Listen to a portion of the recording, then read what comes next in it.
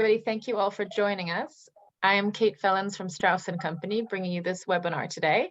We are thrilled and honored to be collaborating with our colleagues from across the continent of Africa. The idea behind this sale, entitled Curatorial Voices, was to promote greater collaboration and greater conversation and dialogue from the different art cities and art centers across the continent. So we are very happy to be joined today by Dana and Ndando Ferreira of Pavilion 54, who's between Kinshasa and London. We have 𝗕𝗶𝗃𝗲, who is from Cairo, an independent art historian. We have Leigh joining us from Strauss & Company as a specialist today. We have Anne Kariuki from Nairobi from the Circle Art Gallery, and we have 𝗕𝗶𝗃𝗲 from Harare. Thank you all so much. With that, what we would do today is give each of our collaborators a chance to speak about some of the works that are coming up in our auction. The auction is on view right now in Cape Town, and the sale will be hosted on February 28th. So with that said, I'm going to move to the first slide, if I can. Here we go. All right, the first slide I think we can talk about is Leigh from Strauss. She'll talk about 𝗕𝗿𝗏𝗃𝗲 𝗕𝗶𝗃. Go ahead, Leigh. Hi, and thank you for having me. I feel like I'm with honored guests and really enjoyed putting the sale together and doing all the research around some of the works. I'll leave the curators to talk about their sessions and their artists that they've selected. And I'm really going to talk about some of the works that are part of what Strauss put on offer for this auction. And really biasly chose some of my favorites on the sale. It's a personal choice, but these are works that I think are really interesting. And as I'm a South African, often speak to our history and socio-political context, which is something I'm also interested in as an academic. So this is two very early works by an artist named 𝗔𝗂𝗃𝗃𝗃𝗃, who is from Cape Town, where I live. And these very early works are not works that I've ever seen before from the artist, and apparently were exhibited on one of his very first exhibitions that I can't find the location of anymore. I think it was a restaurant. So it was really, really early in the career of the artist. And I love when works like this come up for sale because it shows the development of an artist's oeuvre, and it shows the source of the context and the figural exploration really from the beginning. If you go to the next slide, we've got a later work by the artist. Do you have the other 𝗕𝗿𝗃𝗃𝗃𝗃? Okay, there's a later work on a sale, and it is more synonymous with the artist's his work, and some of the work that is very highly thought of in the art world. And a lot of people know 𝗕𝗿𝗃𝗃𝗃𝗃's work originally came from studying fauna and landscapes, and then moved into sort of self-portraitures and figural contexts of that sort. And so it was really interesting to see that he was already exploring that at an earlier stage in his career with these two great works. And then the next one that I selected is a work that I got down a deep rabbit hole of research because this is my favorite artist of all time, a modernist, 𝗔𝗂𝗃𝗃𝗃𝗃. He produced prolifically over his career, and some would argue this work that was probably roughly created circa 1947 from the records that we have, is argued to be the height of the artist's production, and some of the best work he ever made was during this time. It was just 2 months before 𝗔𝗂𝗃𝗃𝗃𝗃 got on a boat to Paris, where he chose to go because he was really hugely inspired by post-impressionists of the period, and wanted to go and work amongst artists that he was really inspired by. But he was leaving a broken apartheid system country and hoping for a better acknowledgement as an artist, where you weren't really allowed to study in our country at the time to be an artist. He was practicing in a very frustrated context, and he never returned back to South Africa. He died just before the end of apartheid in 1991. So it's an interesting subject matter for me as well, because 𝗟𝗂𝗃𝗲 grew up on a missionary, but he wasn't in fact religious when he was older. He rejected Christianity as a religion of colonialism, and did have a faith, but it was his own personal spirituality. So it's interesting to see a rendition of a church, and there's no proof of this, but my feelings are this might be casting back on a memory of his past growing up in the context of a missionary space, and reminiscing and calling back, which he did a lot in his career. He often depicted memories. So he would remember South Africa and paint it while he was in Paris. But it's interesting to see that still while he was even in South Africa, he was painting memories and calling back on memories. I also found history records that this was exhibited at Gainsborough Galleries, which was a sale that he made so that he could sell work to pay for his trip on the boat to Paris. And this would have been one of those works sold. So it's just got such an interesting story from an artist that was deeply impacted by apartheid, and isn't well enough known. He isn't taught well enough in our curriculum, and the world doesn't know enough of this artist. So when these works come up for sale and you can see how extraordinary he was as a painter, it's very exciting for me. And I always try and work out, what was he thinking? What was he doing when he painted these works? So it's really great to see this work. It's gorgeous. You can tell it's my favorite. And then we have a few more I want to talk about, not much. I think what's really exciting, we do see prolifically Kentridge creating prints and works on paper, and William Kentridge's work is very recognizable now, but we don't get to see a lot of unique drawings come to market, and both these works are unique drawings. What makes them similar is that they're both drawn onto a 1906 registry from a central administration Johannesburg gold mine that William Kentridge found. These scenes, these landscapes, are of mine spaces, and his conversations have always been throughout his career about mining and the impact of mining and the devastation of the labor force and the political impact of the greed around it. And these two works are so beautiful and so depictive of my hometown, Johannesburg, which is where these mine spaces exist outside of Johannesburg. Yet they seem so calm and gentle, but they speak volumes about the devastation that mining has had on our country. And so each page is on records of labor history, which is very impactful for me. There's actually also a book that there were 45 drawings like this that he made and he published into a book, which I have, and then I got to see the unique drawings, which is really special.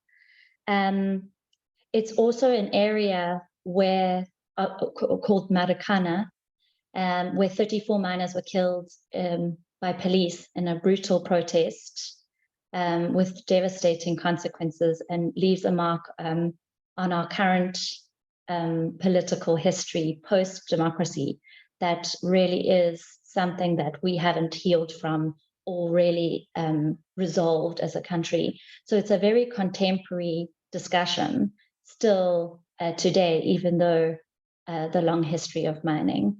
So these are very special works to engage with.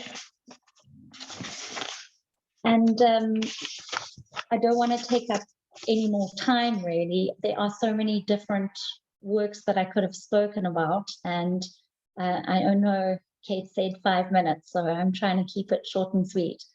Thank you. It would be really nice to take you through. We are doing a walkabout on Saturday, the 25th. So if you want to come and talk to me more about more artworks, I'll be there. Thank you so much. That was fantastic. All right, thank you. And then up next, we have from Nairobi, we have 𝗟𝗶𝗃𝗲 joining us from the Circle Art Gallery. And go ahead, we're really looking forward to hearing what you have to say. Hello, lovely to meet you all. My name is 𝗟𝗶𝗃𝗲 from Circle Art Gallery in Nairobi. We are an art space that has been in operation for the last 10 years. We are very excited about this opportunity to collaborate with 𝗕𝗶𝗃𝗃 because a Pan-African approach to, we are getting more globalized, and a Pan-African approach to collaboration is always something that we welcome. So the selection of work that you see in front of you was chosen by me and Danda because we are very aware that the East African region is not as well known or marketed as the rest, say as South Africa and West Africa. And we were very curious to see, not only participate, but to see how well the work will be received. We wanted to not only show very collectible artists, but raise awareness about the work that is going on in the region and how much of a vibrant art scene that exists here. So Art Auction East Africa, which is the auction that Circle has been in operation for the last 10 years, and we've had 10 auctions in that time, which is very exciting. And the selection of artists that we have are artists that have done very well in those 10 auctions regularly and in the consecutive years that we've had them. So at the top left for me on my screen is 𝗕𝗶𝗃𝗃. She is our oldest artist in the gallery, currently living. She studied at the Royal College and Makerere University and has had a very long, illustrious career. She's very well known for depictions of animals and wildlife in the East African landscape in a very abstracted way. So it's always lovely to ask guests what they see because it's always a different story every time that you look. So we have a very modern and contemporary selection. So it's a mix of the two. Then in the middle section, we have Shabu Mwangi, one of our, I guess you'd say, younger artists in comparison to 𝗕𝗶𝗃𝗃𝗃. He is one of the artists who's practiced since early 2000s.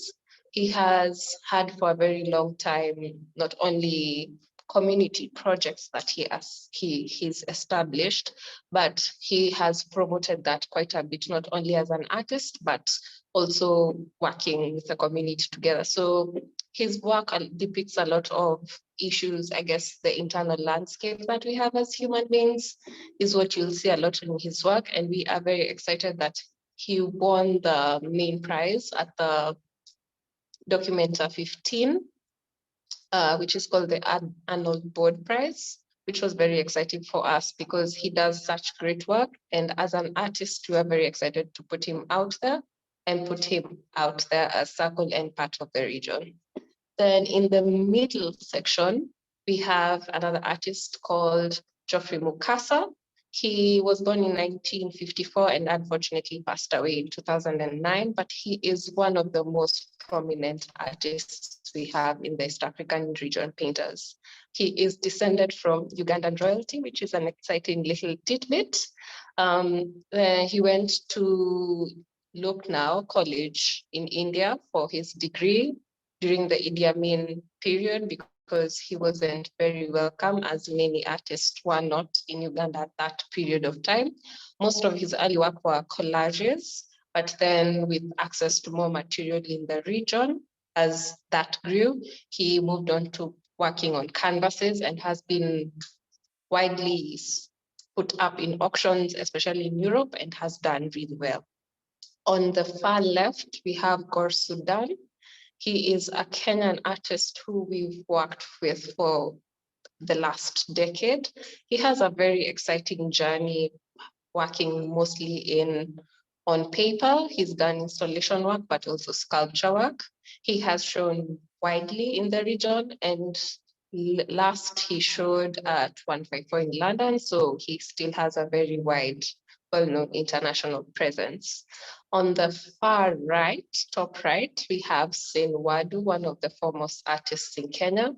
He initially started off working as a teacher and then decided art would be a full-time thing to work on. He established quite a number of, he's very widely known, established in the art space in Kenya, and has established an arts collective called the 𝗥𝗲𝗴𝗃𝗀𝗁 Artist Collective with his wife, Eunice Wado, who's worked along with other artists to continue art education. He's had quite a large, big retrospective at the Nairobi Contemporary Art Institute space from January to August of last year, and has had a book just out published on Saturday titled 𝗥𝗲𝗴𝗃𝗀𝗁, which was very exciting to see. And lastly, the only person I do not, in the middle at the very bottom, is Mohamed 𝗕𝗿𝗏𝗃𝗲.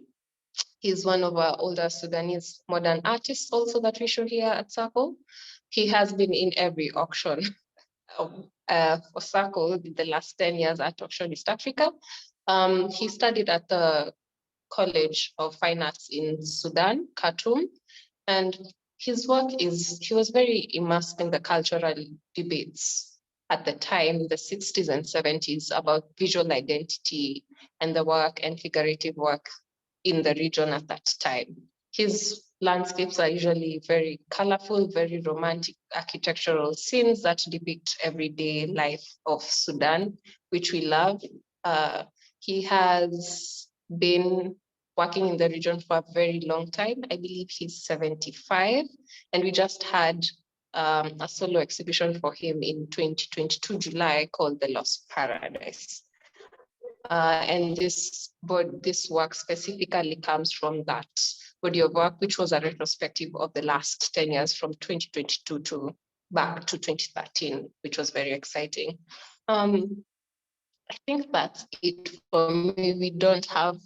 We have, I believe, 6 slots. One we did not get into the auction, we are sad about, but we're very excited. Donald Wassel, hopefully we get to add him into the auction next time. And thank you very much. Thank you, Anne. That was fantastic. It's on a personal note, when I lived in Kenya, so it really brings it all back, and I'm thrilled to have you and Zinko joining us. Come visit again. Thank you, I will. All right, fantastic. 𝗿𝗏𝗃𝗀𝗃𝗲 𝗕𝗏𝗃𝗀𝗃𝗏 from First Floor Gallery Harare. Valerie, do you want to tell us a little bit about, this is one of the 2 works that you have, both by Troy. If you want to tell us a bit about it, that would be great. Yep, sure. I thought you might manage both images. You didn't manage, sorry. Oh, you only sent me one. No, I told you that you'd have to find the second. Yeah, because it wasn't sufficiently high res. Okay, I'm going to do a little talk about Troy. So full disclosure, we actually represent Troy Makaza. We're one of 3 galleries. We're his parent gallery. So this is, disclosure of, what is it, conflict of interest?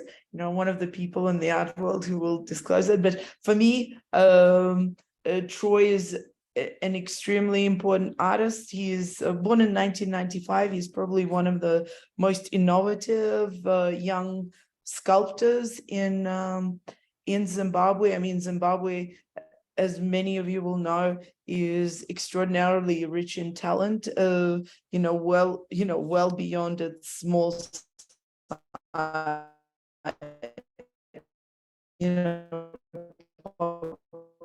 population size. We have an extremely dynamic young there's, I think, at least 5 other artists from Zimbabwe in the current Strauss sale, all of whom have strong international careers. So the reason Troy is so interesting is that he is and this is something really important to articulate and not particularly visible from the image, is that he's working with silicon infused with pigment, which is a material and a technique that he himself invented in the process of developing a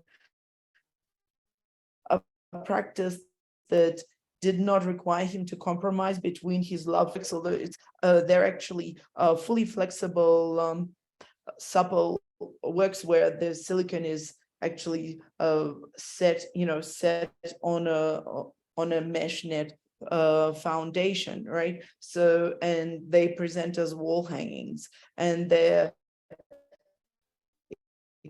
extraordinarily vibrant, extraordinarily tactile, very child-friendly works. But the idea for Troy has always been around trying to understand himself as somebody who is of a younger generation, who is immersed in global culture, and yet entirely Zimbabwean, and try to balance the equilibrium between being a child of basically what is it called when they're born, sort of like when they grow up in the 2000s? Is it Gen Z? Something. Millennials, Other Gen and Z? Gen I don't know, other Gen X. One of those, you see, this is how old I am. And I think this work is particularly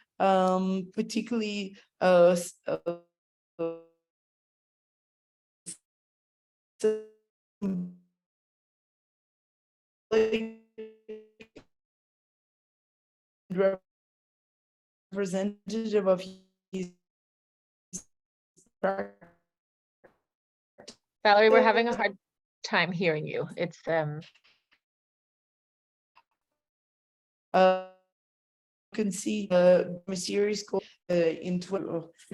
This might have to be edited out. Let me try and go to another location. 𝗕𝗶𝗃𝗁𝗋. Is this getting better? yeah, Hello? that's much better. Yeah. Fantastic. Yeah. Right. Hold on. Can you? All right. So let me just move outside. So this series is fascinating because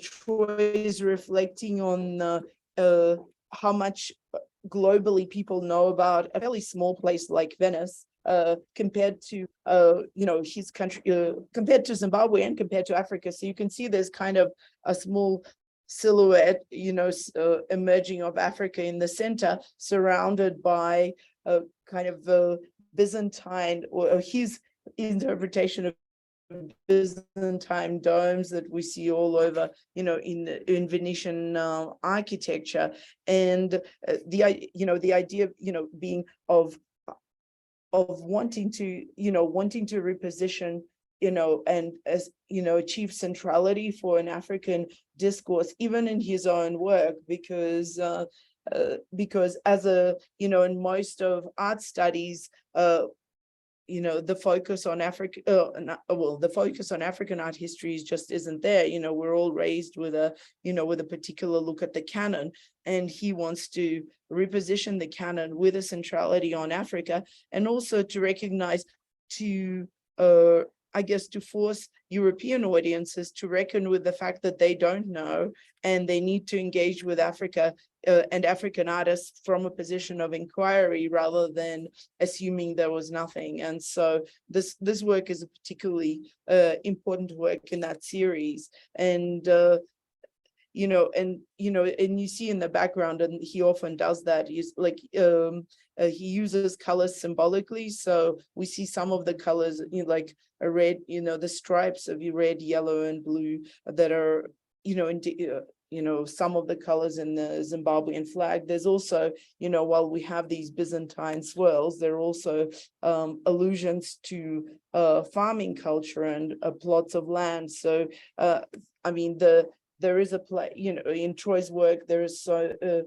symbolism is not literal, it's always through color associations. And I think that makes his work way more sophisticated and open to different political readings, which in Zimbabwe is also something valuable, because just overt discussion of politics is not really something that we do.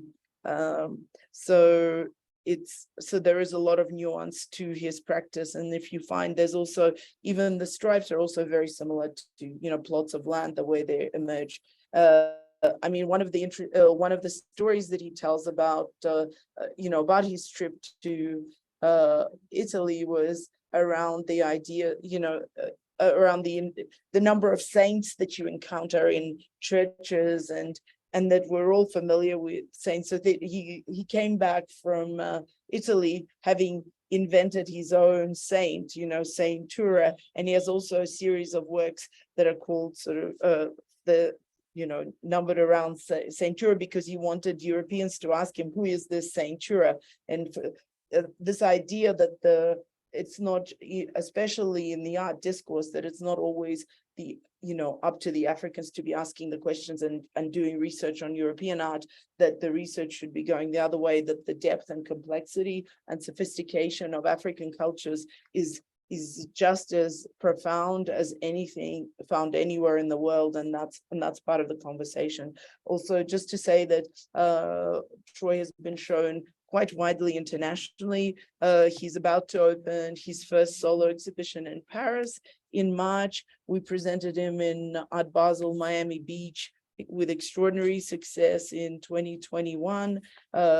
He was in the 𝗕𝗶𝗃𝗀𝗁𝗲 survey of Zimbabwean art at 𝗓𝗔𝗄𝗃. So he is an extraordinarily dynamic, ambitious, and wonderful Zimbabwean talent. Oh, thank you, Valerie. That's fantastic. I see a sort of thread developing of artists that have gone abroad to study, but also then come back to continue to work in their homeland, in their original country. So I always think that that's fantastic. All right, super. Thank you so much.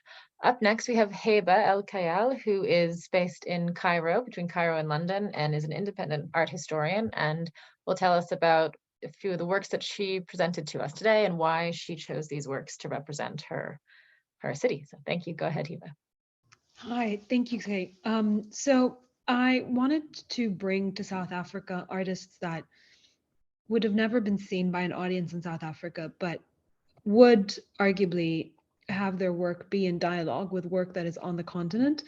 I thought carefully about what it would mean to bring works that ultimately it's not just about the auction house and making a sale, but really it's about engaging with the kinds of issues and ideas that artists on the continent are also engaging with aesthetically, intellectually, emotionally. And so I decided on 5 artists ranging in different ages. All of them are established back in Cairo, in the sense that they are people who have been working, artists who have been working for a period of time, and they are artists who have been producing and developing, thinking about different themes, artists whose work has evolved, artists who have used different kinds of mediums. So initially, I thought about Samir Fouad, who has a painting called 𝗕𝗏𝗃𝗃, which you can see in this image. Samir is an older artist. He's 78 years old, and he's self-taught, primarily self-taught, had a long career had a long corporate career, and upon retirement dedicated himself fully to oil painting. Previously to this, he had been a watercolorist, and you can see some of that technique in his work. All of these artists really, whether implicitly or not, their work is in a sense political, and it's work that's made to reflect these challenges that they face in Egyptian society, in terms of trying to carve a space for themselves, literally, or within a community. It's about self-identity. It's about finding their place in this world as it's constantly evolving. Samir's work is really about globalization, the takeover of these brands and these ideas that have come into Egypt owing to politics and economic matters, economic prompts, and ultimately the work is a critique on this influx of what's seen as better international brands such as 7up, and really it is a critique on sort of how ultimately so much of this effort has not really trickled down to the masses, because you see a person eating from an empty plate. Samir's work is quite scathing. It can be quite scathing of current political realities in Egypt. Doesn't back away from saying it as it is, but also his work is technically incredible. and his use of color is just second to none. And I really love his work, and that's why I felt it was strong and would be a good choice to bring to South Africa. I have 3 different works by a young male artist named 𝗕𝗶𝗃𝗲, who is about 37, and they 2 of the works are hanging next to Samir's painting, and they are collaged images that he's put together based on photos that his father had taken. Apparently his father was quite a photographer and would constantly record family vacations and sort of the life of a young family growing. And so there's lots of celebratory images that if you look closely, but what Ibrahim does is that he sort of takes out these faces, and these images and collages are representations of what you can call everyone's family photos, you know, like the family photo of the car trip by the car. And really what Ibrahim is working on in his work as one of 4 boys in the family, what he works on is this idea of identity, male masculinity and identity in Egyptian culture and Arab culture at large, and this idea of macho ideas that are encouraged and sort of enforced on young boys and young men. The 3rd work of Ibrahim's that I brought to the auction is a sculpture made of welded Mercedes-Benz car parts, and the sculpture is actually sort of like an African mask, and this play on art history, you know, Picasso's African masks, but also the idea of car parts helping to create a mask is a metaphor for the way that car culture and symbols of masculinity have forced a lot of men to sort of hide behind their emotions and their intentions and feelings, and how society imposes these sort of ideas. I have 2 prints that hang next to Ibrahim's work by Nermeen Hammam. She is a female artist in her early 50s, and she had studied film studies at NYU in New York. She was a graphic designer by trade for quite some time. And Nermeen also uses photography, collage, and the manipulation of image to create these sort of stories, vignettes, so to speak, in each composition. And these 2 specifically are related to a series where she sort of tries to sort of delve into the sort of more internal sense of self. I wouldn't call them spiritual, but there is something kind of spiritual in the sense that she tries to sort of make sense of one's place in the world. The next work is a very large work. It looks like it's made, it looks almost like a triptych. There are 3 panels individually that come together to sort of form this semi-pyramid or expanded pyramid. And 3 iconic images from Egyptian cinema are used on each panel. And these iconic images were essentially used to become memes during the Arab Spring. And what 𝗥𝗲𝗴𝗁, this work is called Gestures, and the idea was playing on how each iconic pop culture image took on a different meaning during the Arab Spring. For instance, one of them is from a famous movie called The Mummy, and the woman represents fear. And so every time something happened during the Arab Spring that prompted a lot of fear in the general public, like a skirmish that was taking place in Tahrir Square, this meme would circulate. And so the idea is that pop culture references became ideas that were mass circulating. And she basically talks about how during the Arab Spring, social media took off, communication took off, but through the usage of memes and through the usage of a meme that was really culturally specific. And then the last artist that I selected is a female artist named 𝗟𝗶𝗃𝗲, who does a lot of figuration. The bodies are big, they don't have heads, but there's a lot of icons of sort of feminine symbols included in her work, such as high heels and high heels and sort of long nails. And the idea is that 𝗟𝗏's work is very much a statement on the heaviness that it is to be a woman in Arab society, in Middle Eastern society, in African society, and sort of the oppressive forces that weigh heavily on women. The drawings are there's a heaviness to them, but there's also a beauty and an elegance to them. One of them contains the head of an ox sort of floating above the body of one of the figures. And really it's meant to be metaphorical for the oppression of women in society, but there is something beautiful and hopeful about it ultimately. So all of these works, I hope, engage with the rest of them, but also I believe that these works are really reflective and representative of the kind of creativity, drive, and artistic motivation that's taking place in Egypt today.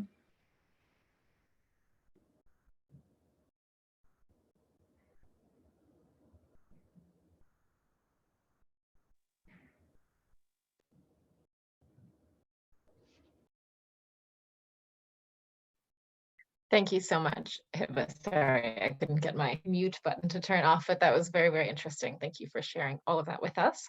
And I now am happy to introduce Dana Ndando Ferreira from Kinshasa, founder of Pavilion 54. I think Dana will speak about these 4 works coming up in our auction on the 28th. Thank you, Kate. Yes, I'm Dana Ferreira. I'm from Kinshasa, DRC originally. And when Kate told us about the sale, I was pretty excited to come and show some of the work from Congo, because I do believe, like, I know in Congo, I grew up within art. My parents were collectors, are collectors, and I know the history of Congolese art. We've always had a very dynamic artistic scene.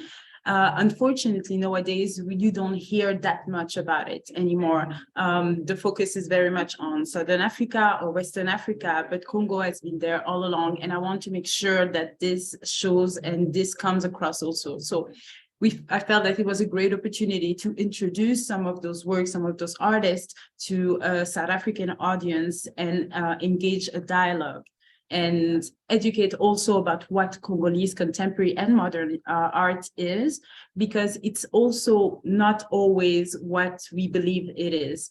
And let me explain that in the sense that I think in the West or internationally, there might be a view of what Congolese art is or what is considered Congolese art, but it doesn't always reflect what's happening on the ground. So with the selection that I brought to the sale, I wanted to make sure that what is happening in Kinshasa is reflected. So the artists that I brought are artists that are recognized, are famous already or becoming famous, but actually all of them are doing well almost in the local market.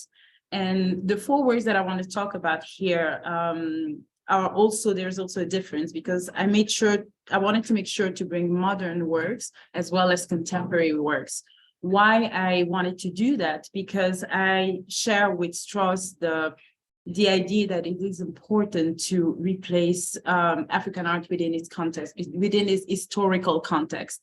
It's not contemporary African art is not something new that just came across in the past 10 years or in the past couple of decades. It's been there for decades long. And I think it's important to bring forward the works of those artists that have paved the way for new artists and for what is happening today in the market.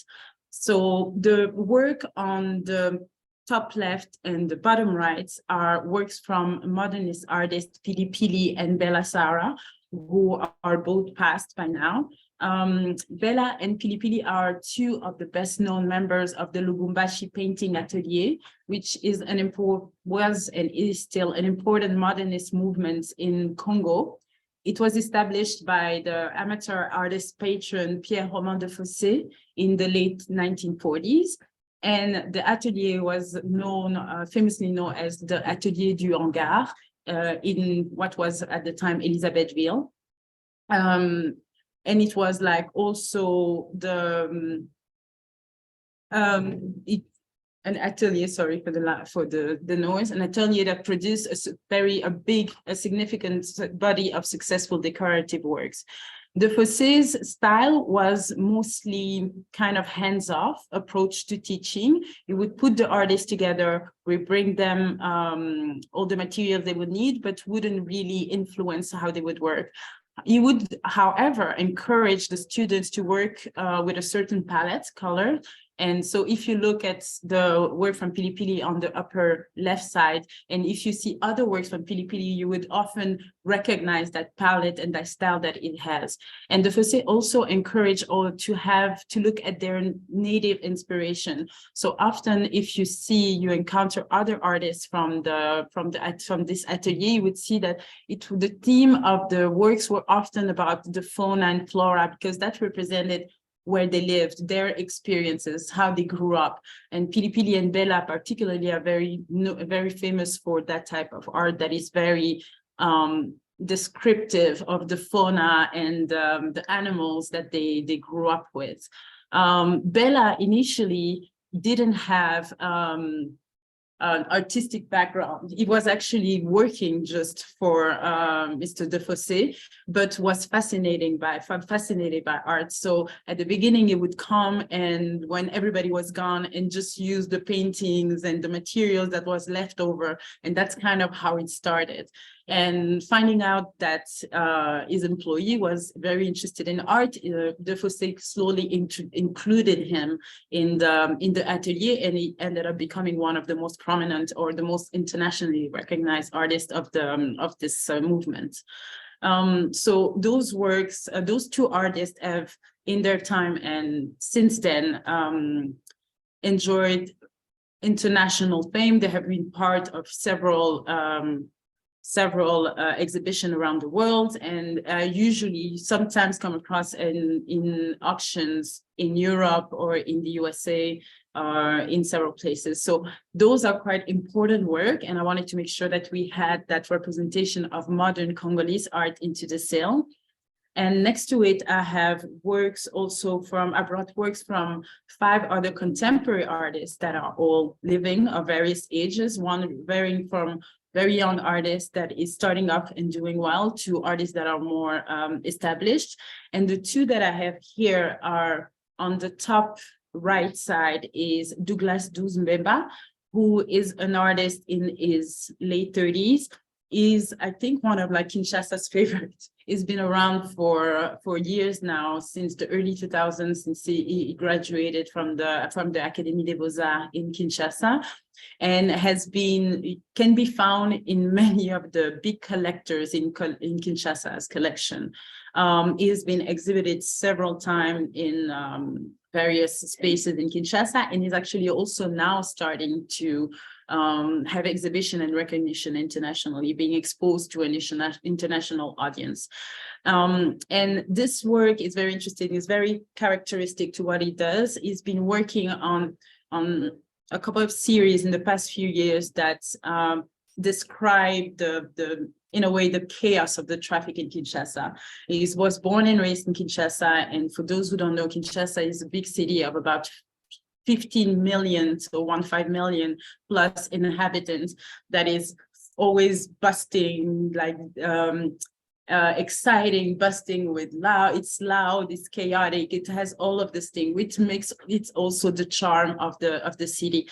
And 𝗕𝗏𝗃𝗃𝗲 is really good at bringing that energy and that beautiful chaos into his painting, and people in Kinshasa are really drawn to it. On the bottom left is 𝗕𝗏𝗃𝗃𝗲 𝗔𝗂𝗏, who is an artist that has been around for a long time already. He's in his 50s. He has enjoyed also part of a lot of collections in Kinshasa, also started to have some recognition and representation in Europe, has been exposed in Europe, in the US, and in many places. And he also kind of he likes this style is to bring back to kind of the tradition, describing everyday lives in Congo or in Africa in general, with very strong symbols of the tradition and the culture of Congo.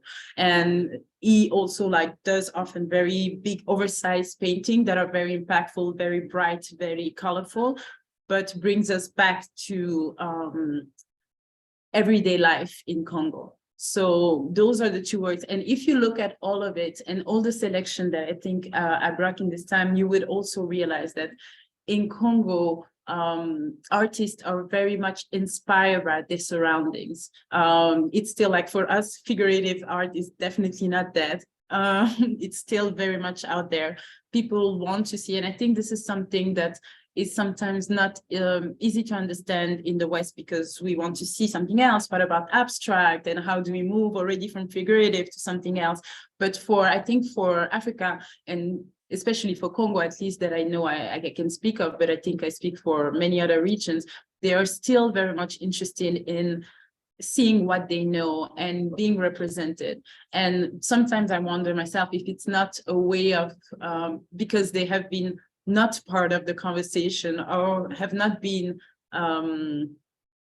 represented so much in the art in the past, that they are still very much interested in seeing that. So yes, the selection is a very small like window into what is available in the market in Kinshasa today. But again, Kinshasa is a very dynamic, vibrant scene that constantly brings out new artists that are very talented. And I hope that the initiative like this one with 𝗕𝗿𝗃𝗀𝗃 and the other creators give the opportunity to show even more in the future of what is happening and what Congo has to offer in terms of art.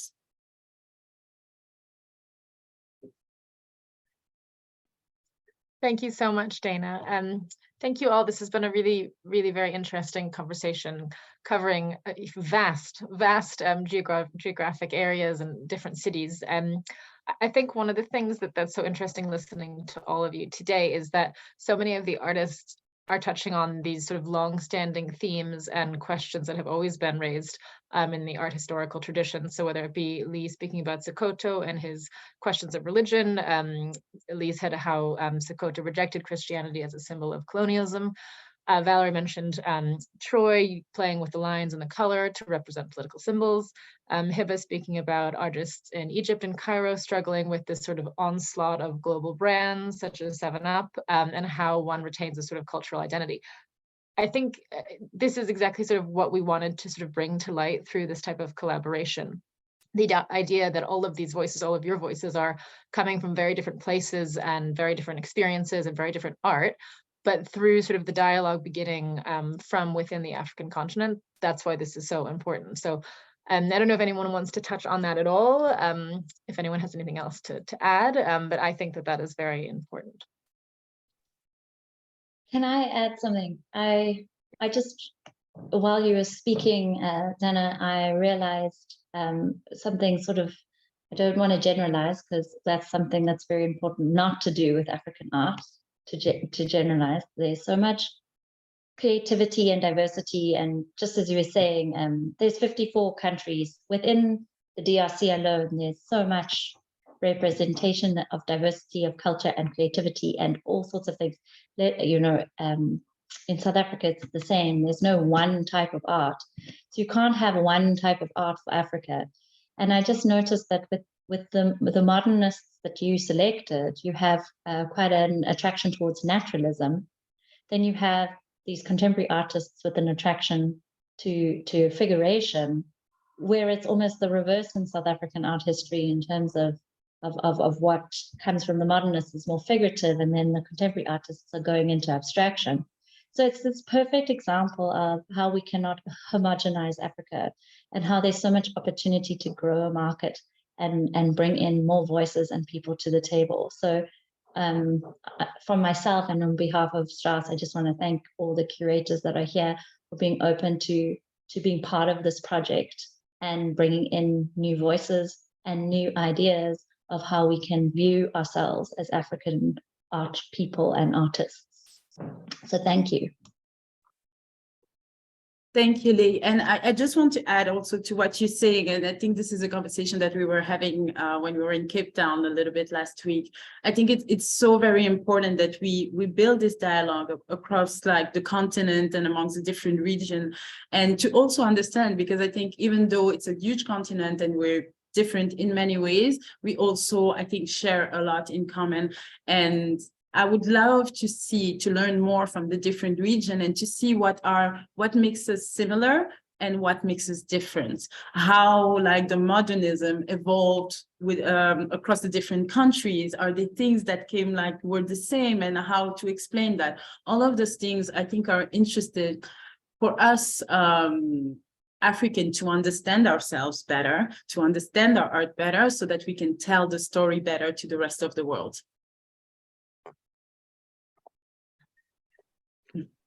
Absolutely. Thank you. Leigh, you're on mute. I don't know if you want to say anything else, but I'll just, I've flipped to the last slide, which is the QR code, which you can scan, which will have access to the catalog that we have all collectively compiled, and to look through the lots. Does anyone want to add anything else? Valerie, 𝗕𝗶𝗃, Anne? Well, I would like to first of all thank Strauss for putting on such a, I mean, having seen even the exhibition, it's an exciting new development. It's, you know, it's a very consistent, you know, contemporary and cohesive show, which is rare to see. I think it's really exciting to see it on the continent, because so much of secondary market activity for African contemporary art has been dictated from outside the continent. And I think it's sort of high time that we were Afrocentric in the secondary market, you know, as somebody who's also been, you know, a champion of being Afrocentric in the primary market. So I think it shows a maturity in our sector, and I'm very excited to see this project succeed. Thank you so much. I think with that, we'll leave you for today. There's a question that I just want to raise. I don't have an answer. I don't think anyone has an answer yet, but I think it's an important question to put out to the rest of the world, which is around sort of bridging the markets, whether it's primary and secondary, whether it's art being, you know, sold from Cape Town or from London or from, you know, anywhere. Is this question around pricing, and how do we do that? How do we responsibly present artists for auction for the first time and price them responsibly? How do we price, considering that the rand and the currency, a lot of African currencies, but I can speak about the South African rand, are very, you know, lesser valued or undervalued in the context of sort of European or American currency. So I think that's a very big question, and one that will take a lot of debate, but I think we can leave it with that today, because that is on my mind. But in the meantime, please all go to our website, scan our code, look at the auction, which will be on the 28th of February. Thank you for joining. Thank you all.